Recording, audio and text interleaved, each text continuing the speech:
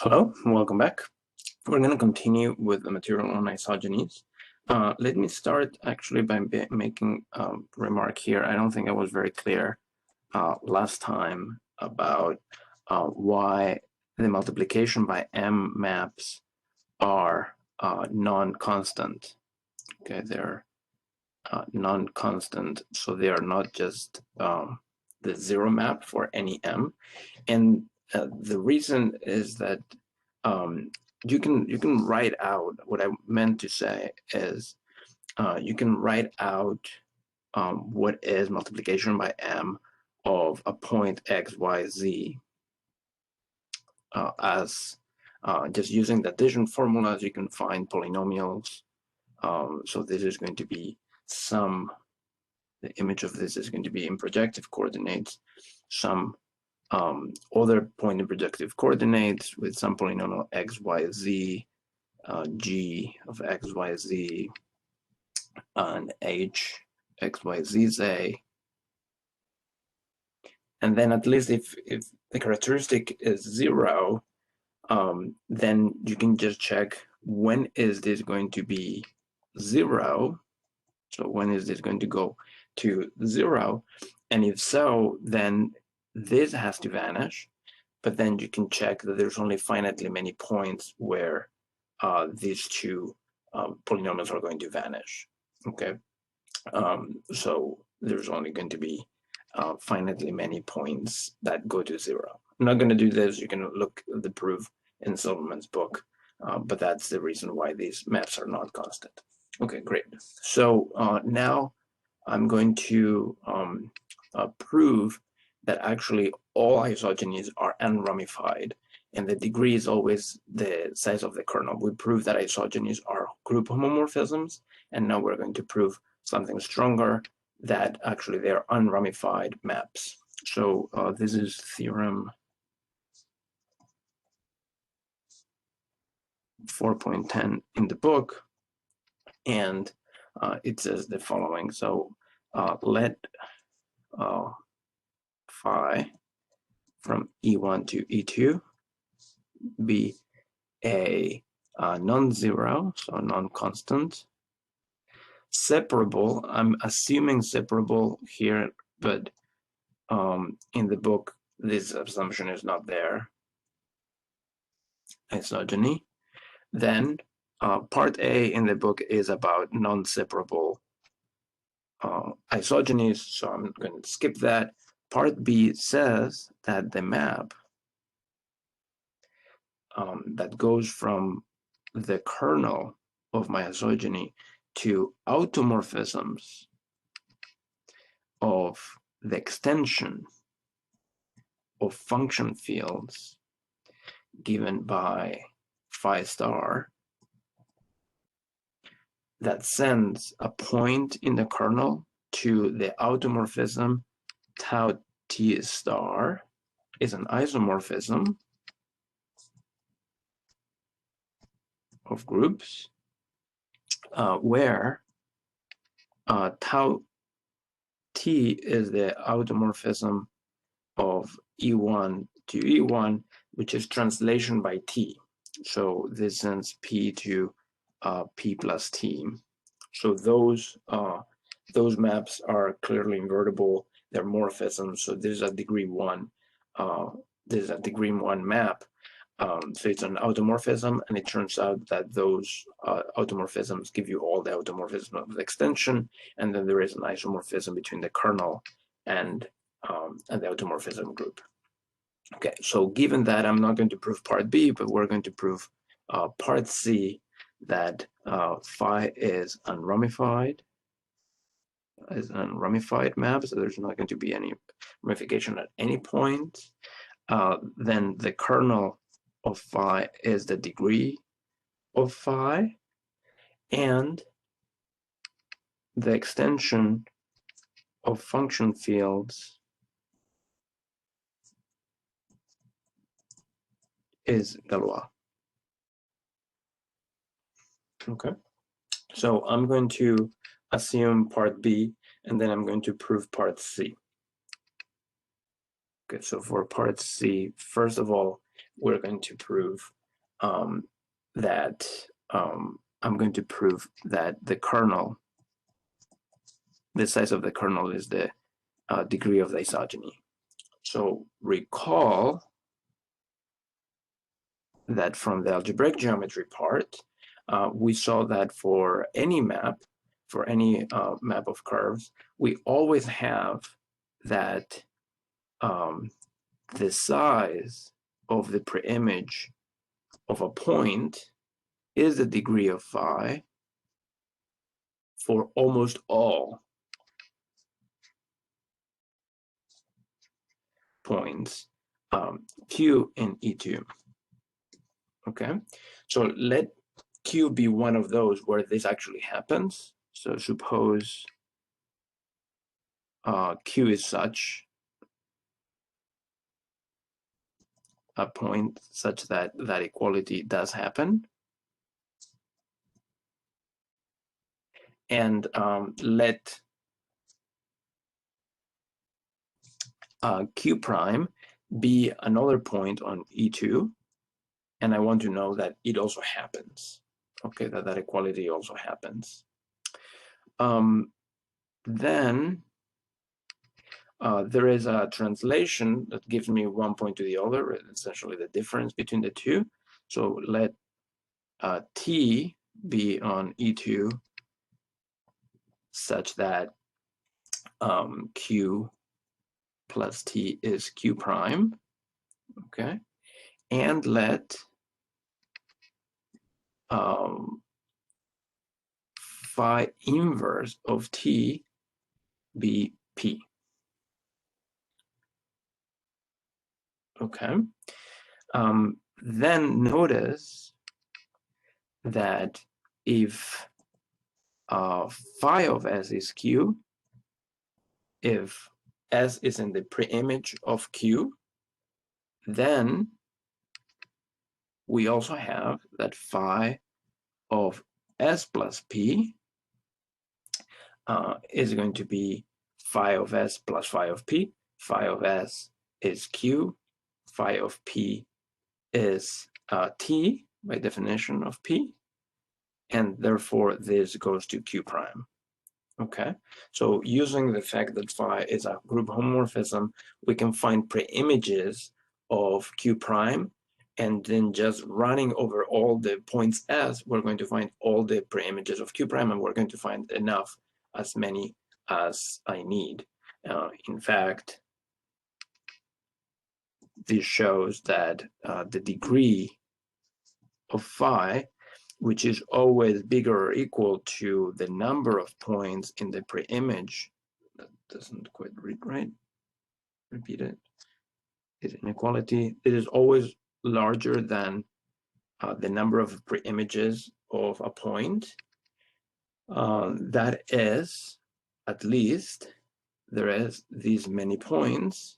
There is the points S plus P, where S runs over preimages of Q. Notice that those are all different, right? So if S plus P equals S prime plus P, then S equals S prime. So these are all different, and we know how many choices for S are there. The choices for S is as many elements as there are in phi inverse of Q, which by assumption is the degree of phi.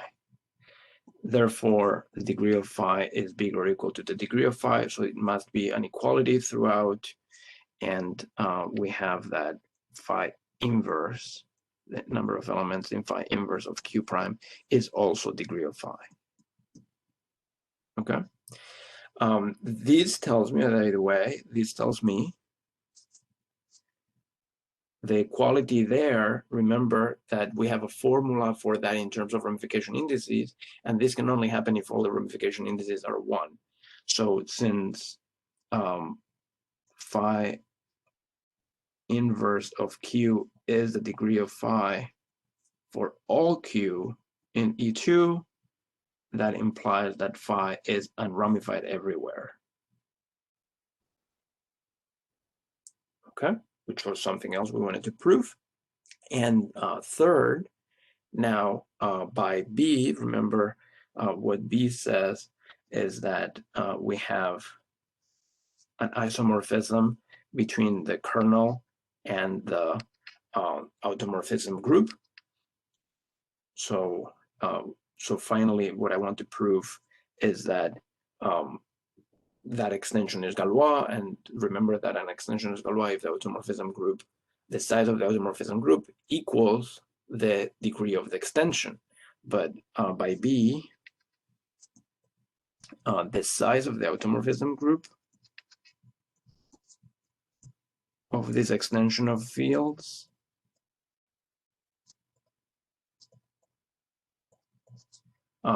is the size of the kernel because they are isomorphic.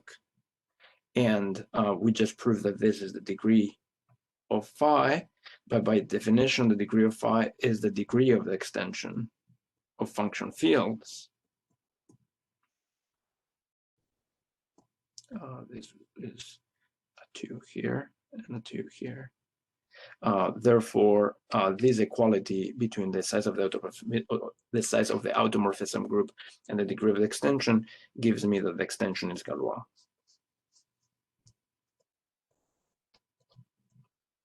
And we're done with this proof. Okay, great. So now what I would like to show is that actually, so we have an isogeny, and whenever we have an isogeny, we have a kernel, and the size of the kernel is finite. It's just that the size is the degree of phi.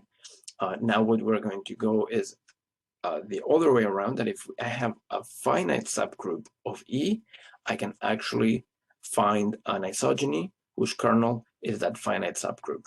It's sort of like one of the isomorphism theorems from abstract algebra, but for elliptic curves. Okay, so here's first a corollary of what we just did, together with some other results from algebraic geometry.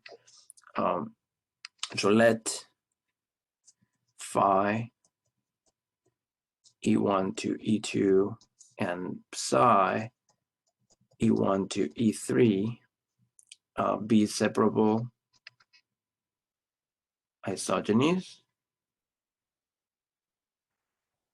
Then if the kernel of phi is contained in the kernel of psi, then there is a unique isogeny lambda from E2 to E3 such that psi is the composition of lambda and phi. Let me sketch this proof first. So if I have that the kernel of phi is contained in the kernel of psi, then what happens is that I have inclusions of fields. So starting with the function field for E1, phi gives me an injection that phi star of the function field of E2 injects in there. But if the kernel of phi is contained in the kernel of psi, there is also an injection of the kernel of E3, of the function field of E3 into the function field of E1, but there is a containment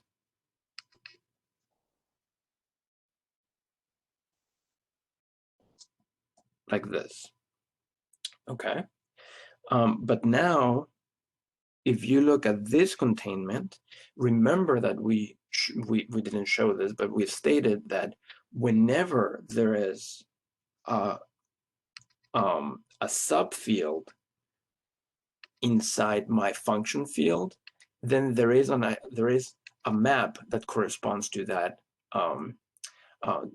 extension. So this extension gives me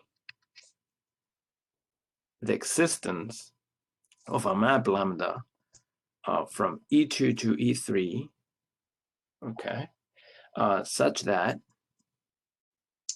this would say that phi star of lambda star of the function field of E3 is equal to the function field of the smallest of the function fields. Okay.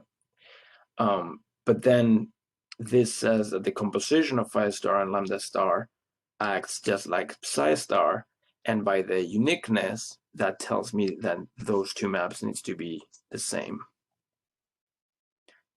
Okay. And moreover, well, we do have that lambda of O is lambda of phi of O, because phi sends O to O, and this would be psi of O, which is O. Okay, so lambda is also an isogeny, as I wanted. Okay, there is a unique isogeny. Okay, all right. So great. Now I can prove what I mentioned before about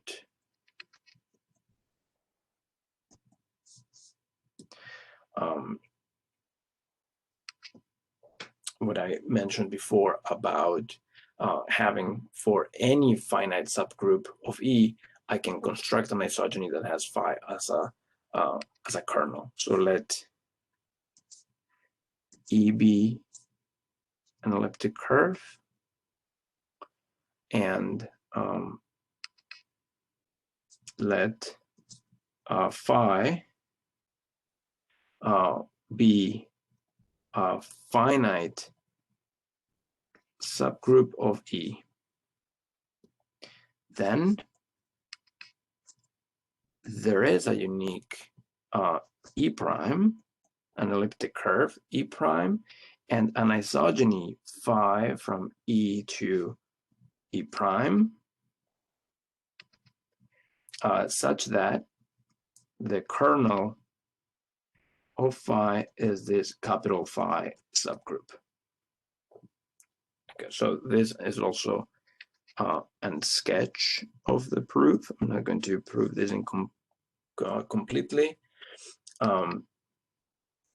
Right. So remember that we had an isomorphism between the kernel of phi and the automorphisms of the extension of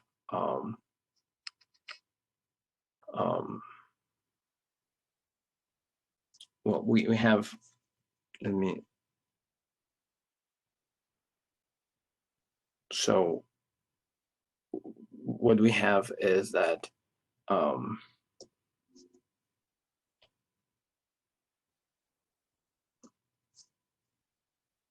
we don't have an extension yet of function field. So what we want is sort of like construct what is going to be the Galois group. So take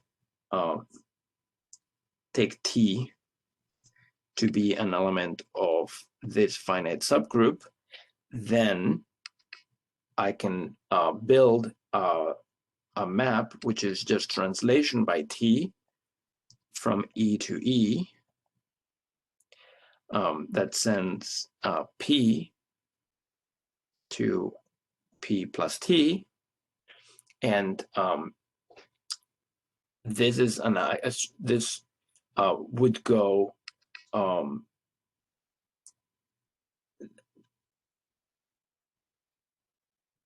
this is an isomorphism because it's a degree 1 map. It's an invertible homomorphism.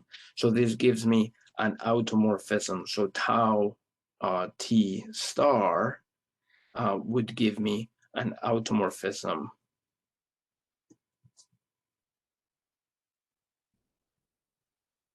of K bar E. Okay. So now look at the fixed field by phi, which is all the, in this field, look at all the elements that are fixed by every one of those automorphisms tau t star of this field. So this is the fixed field by all the tau t star, okay? And then what turns out is that this phi is, by Galois theory, this is the Galois group of that extension.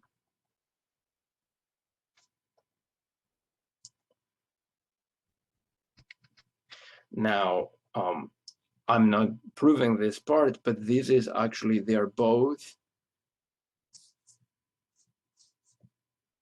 transcendence degree 1 function fields.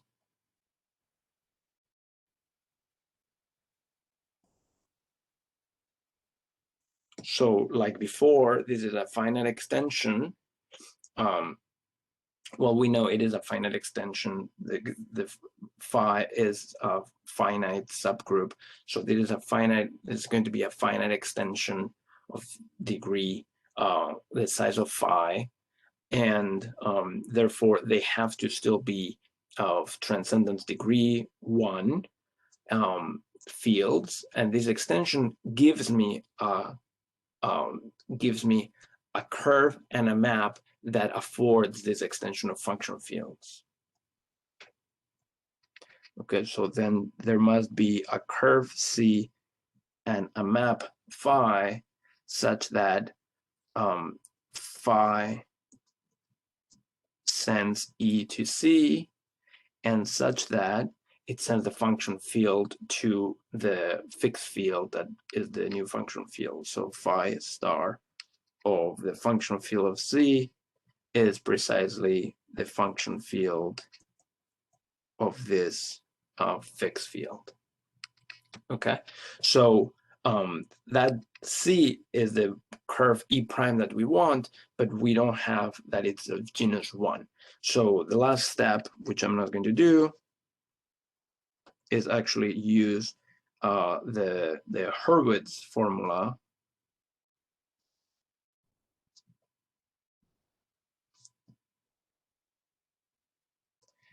to prove that the genus of C is 1, to prove that that is also an elliptic curve, and that will be the E prime we were looking for. This, by the way, the notation here, we call this E prime E modulo phi, so that the isogeny is just E goes to E mod phi. So the fact that that E mod phi is a curve, is another elliptic curve, this is what this theorem, this proposition is showing. Okay, I'm skipping a lot of details there, but that's the idea of the proof. Okay, so I think I'm going almost done with this section on isogenies. The next section will be about dual isogenies, but I just wanted to mention something else. So we've had, so here's a question for you to think about. So we've had that, what we've shown in this section is that if phi, say from E to E or E to E1, E1 to E2, but let's say phi from E to E is a morphism, and phi of O is O, it turns out that this is a group homomorphism. And so if it is an isogeny, then it is a group homomorphism. What about the converse? So suppose that we have homomorphism. Suppose EK bar to EK bar is a group homomorphism. Is it necessarily a rational map?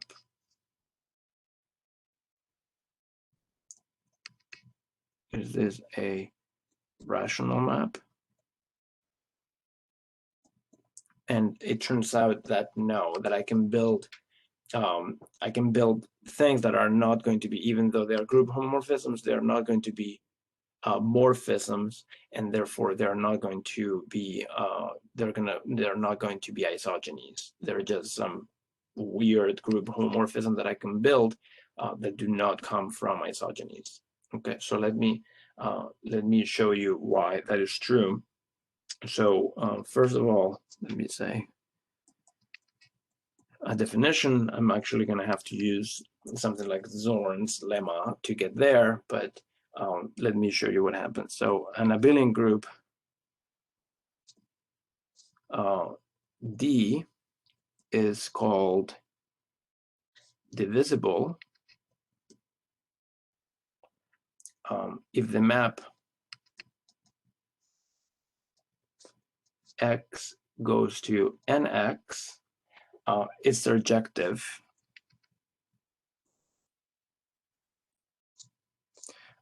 for all n bigger or equal to 1.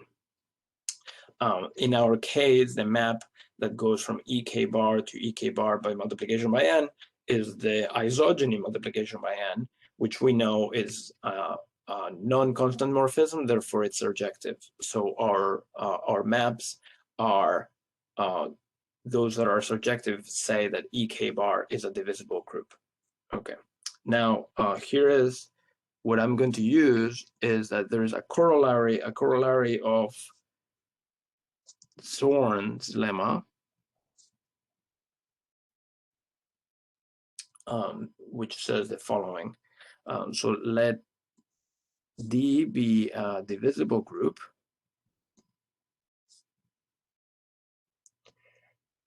if A is any abelian, it's any abelian group, and B is contained in A is any subgroup,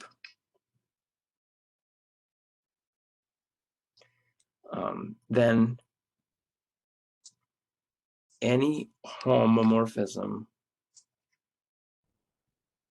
that goes from B to D can be extended, can be lifted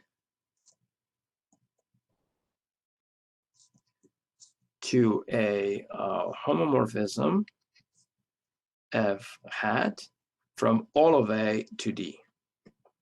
Okay, and you need Zorn's lemma, you need the axiom of choice for this, as far as I know, to do this in general. So anyway, so now let's apply this. So application is to construct a group homomorphism that is not a morphism. So it's a group homomorphism, but it doesn't come from an algebraic map on elliptic curves.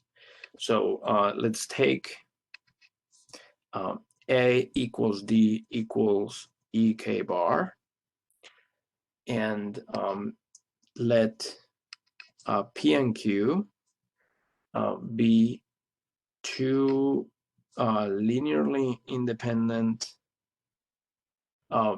points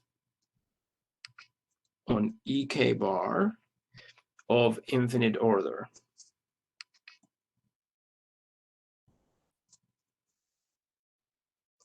By linearly independent, what that means is that there are no, so NP is not MQ for any NM integers.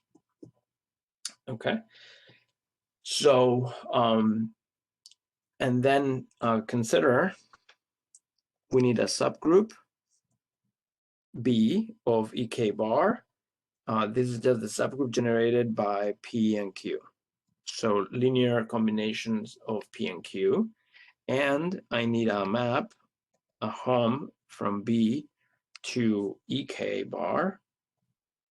And this hom is going to send a linear combination of B and Q. Is just going to send it to the projection in the p direction for all a, b, in z. So this means that p is sent to p while q is sent to 0. Okay. Then by the corollary, implies that I can extend this map to a full group homomorphism of all ek bar. So there is a group homomorphism that extends F. But this is a group homomorphism. But this is strange because F hat is non-constant. Not everything goes to 0. For example, F hat of P has to go to P, right? And that's a point of infinite order, so it's not O. And on the other hand, the kernel is huge. It contains the subgroup generated by Q. Q is of infinite order, so this is an infinite subgroup.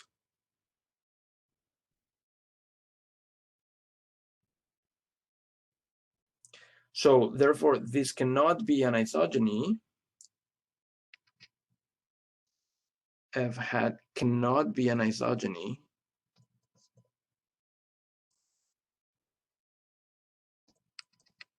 because the size of the kernel of F hat is infinite. So there you have a group homomorphism from ek bar to ek bar that cannot be coming from an isogeny. Okay. All right. Let me actually just finish this section on isogenies by saying that the cyclic isogenies, so there's isogenies that are non-cyclic and isogenies that are cyclic, and an isogeny is cyclic. Cyclic isogeny is an isogeny from E to some other curve E1 such that the kernel of phi is cyclic,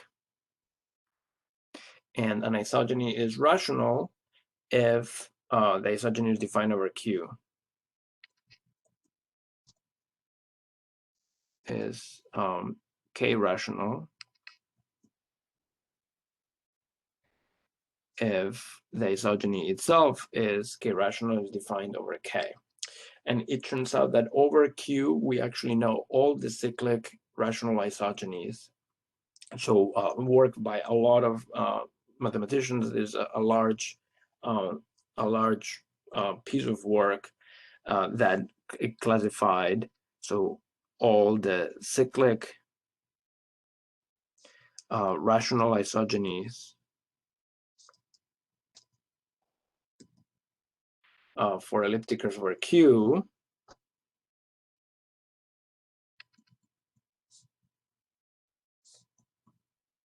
are completely classified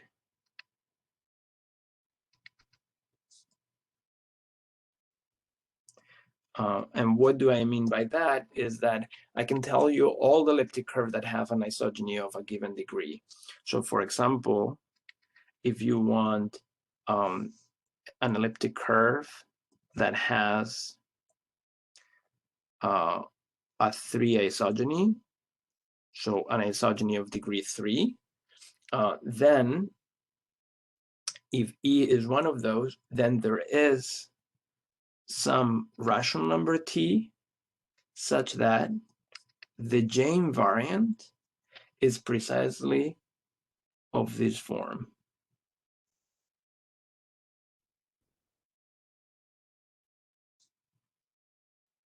Okay, for some T which is non-zero, such that the J invariant is exactly of that form, and vice versa. If you have a J invariant that is of this form, then the elliptic curve that corresponds to that J invariant, remember that we can construct elliptic curves with a given J invariant, every elliptic curve with that J invariant has a 3 isogeny to some other curve, okay? And I can actually give also the formula for the J invariant for the isogenous elliptic curve. Same thing, so if you tell me, okay, I want elliptic curves with a 5 isogeny, then it turns out that there is a T in Q such that the J invariant now is of the form T squared plus 10T plus 5 cube over T, also a non-zero T. Okay, so this is what we call modular curves. So it turns out that we can parameterize, or we can give some other type of curve that gives or parameterizes elliptic curves with a certain structure. And in this case, the structure of an isogeny, of a cyclic isogeny, is something that we can parameterize, and we can figure out what are the points in there. If you continue like this, for example, if you want elliptic curves with a 27 isogeny, then it turns out that there is no longer an infinite family of them. You see in the first two examples, there's infinitely many, these are different values of T, of course, but there are infinitely many. For every T, there is one J with that property. So there's infinitely many J invariants with that property, so there's infinitely many non-isomorphic elliptic curves with that property. But for 27 isogenies, for example, you have a finiteness result that is actually, there is only one J invariant that works.